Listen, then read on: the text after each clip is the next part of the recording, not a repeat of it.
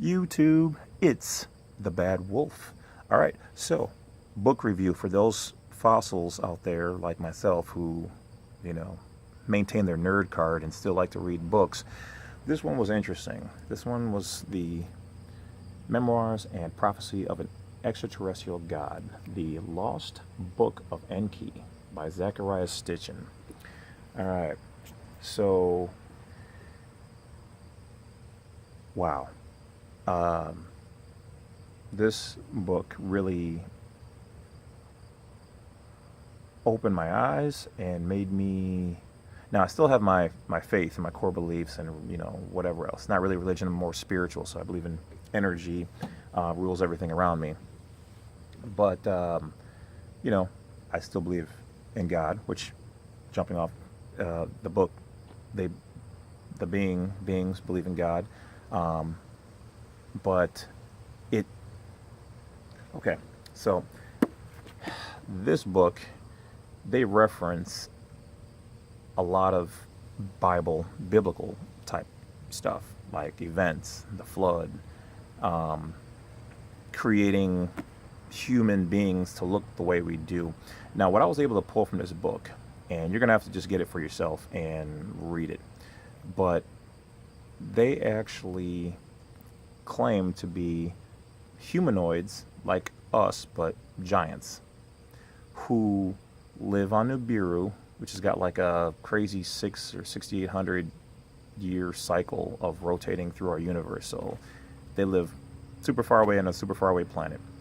And basically, the story goes like this: the king there got deposed, and he fled for his life.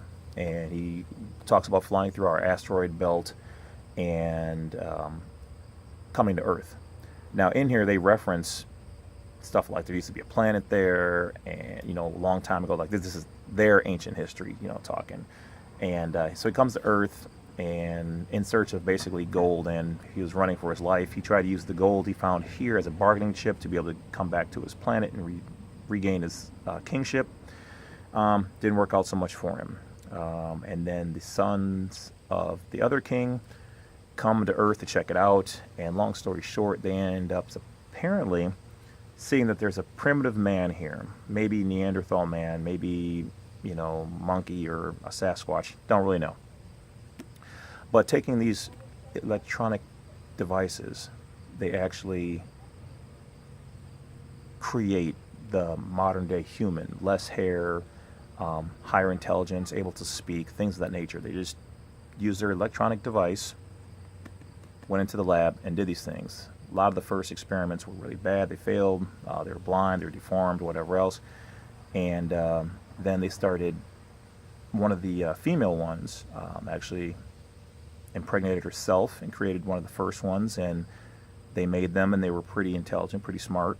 And then Enki decides that he likes how they look, and he's going to have sex with one.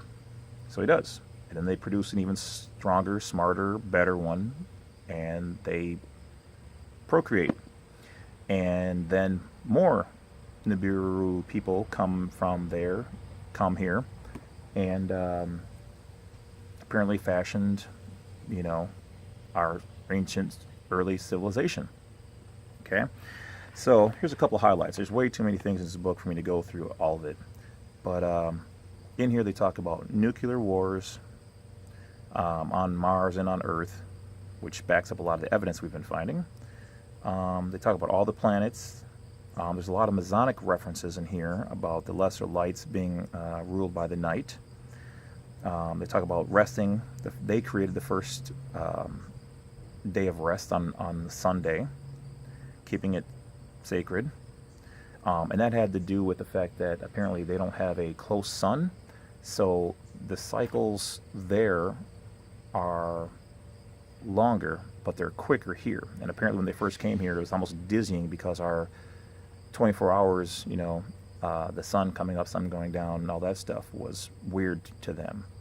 Then they also talked about how they aged quicker while being here. Like some of the parents on Nibiru would send their kids to Earth, and when they came to check on them or went back, they were older than their parents, or looked older than their parents. and they had almost immortal lifespans on their planet. They it was weird, just weird. Apparently, they had something to do with the pyramidal structure and building the pyramids, which was by Thoth, which has a different name in this book.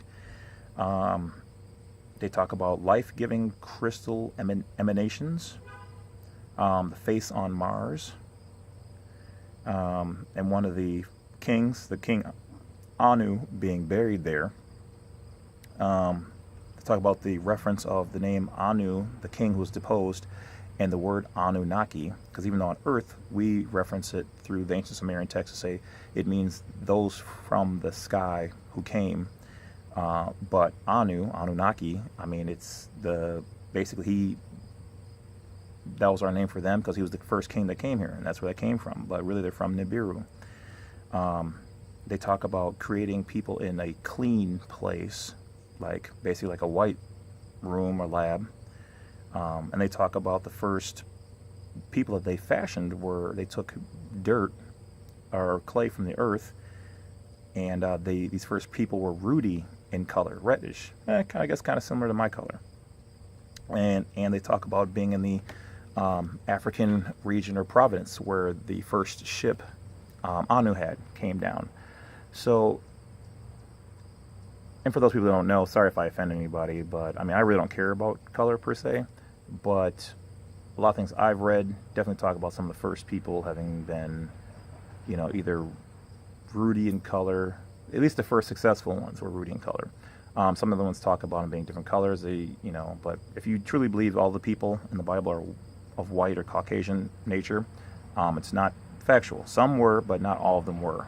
That's a lot of Hollywood and TV and stuff. Because when you actually read the true descriptions, the Dead Sea Scrolls, and even things like this book, a lot of them keep coming up with the same stuff. But to go against that, I'll also say that no color being, I guess, clear would be, I think, the first prototype. But if you were created from beings who were probably darker in color themselves, which according to the Egyptian text, these ancient giant gods were, and they have depictions of them on the pyramids, not in the pyramids, but in the tombs, then you're probably going to be.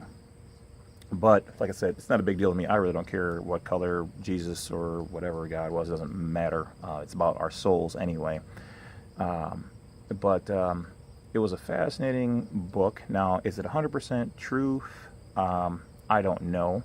It's interesting.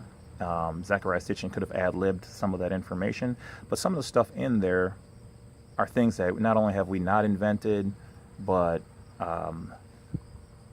weren't invented at the time when he was around. Certain stuff he shouldn't have known about, and it's not complete. The Bible goes into more detail about certain things in there, but this is also supposed to predate a majority of things. But then the Bible itself also predates this by talking about, in the beginning, but they kind of talk about that too, where the earth was out form and void, which talks about like the Bible. It's also a Masonic reference, and yet our moon also was in like a gelatinous liquid kind of state. And when they smashed into other things, the other planet smashed into our planet and kind of created, the Earth and then the moon, and there's a lot of different references in there about different planets. You have to read it. Just read the book. So I definitely give this book a high rating, and it's definitely worth seeing if you're interested in aliens, UFO, technology, space, Bible stuff. This is definitely a book to read. So, all right, guys. Well, that's our 9.5 minutes. Thank you for watching. Don't forget to hit that bell, like, and subscribe. Talk to you later.